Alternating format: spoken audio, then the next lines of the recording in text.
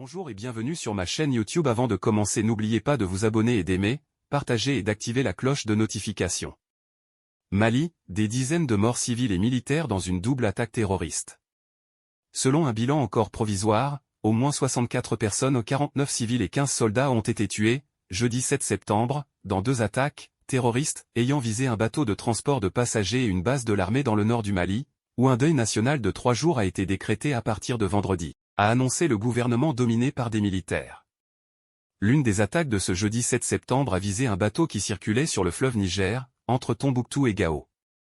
Les deux attaques distinctes ont visé le bateau Tombouctou, sur le fleuve Niger et la position de l'armée, à Bamba, dans la région de Gao, nord, avec un bilan provisoire de 49 civils et 15 militaires tués, selon un communiqué du gouvernement qui ne précise pas combien de personnes sont mortes respectivement sur le navire et dans la base. La riposte de l'armée a permis de neutraliser une cinquantaine de terroristes, ajoute le communiqué, selon lequel l'assaut contre le bateau a aussi fait des blessés ainsi que des dégâts matériels.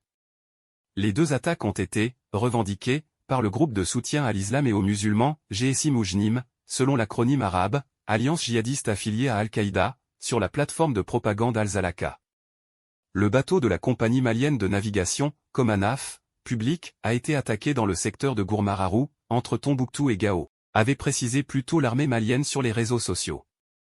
Il a été visé par au moins 3 roquettes tirées contre le moteur, a indiqué à l'AFP la Comanaf, qui assure avec quelques bâtiments une importante liaison sur plusieurs centaines de kilomètres de Koulikoro, près de Bamako, jusqu'à Gao, en passant par les grandes villes sur le fleuve.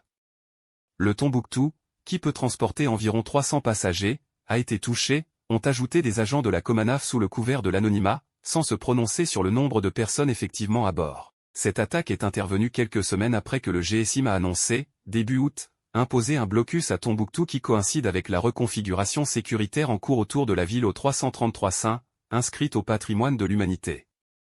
La mission de l'ONU, MINUSMA, poussée à partir du Mali par la junte au pouvoir depuis 2020, vient de quitter deux camps proches de Tombouctou, Ber et Goundam, transférés aux autorités maliennes. Cette prise de contrôle par l'État malien a donné lieu à des combats avec les djihadistes, mais aussi des accrochages avec les ex-rebelles Touaregs. Un deuil national de 3 jours a été décrété à compter de ce vendredi par les autorités maliennes.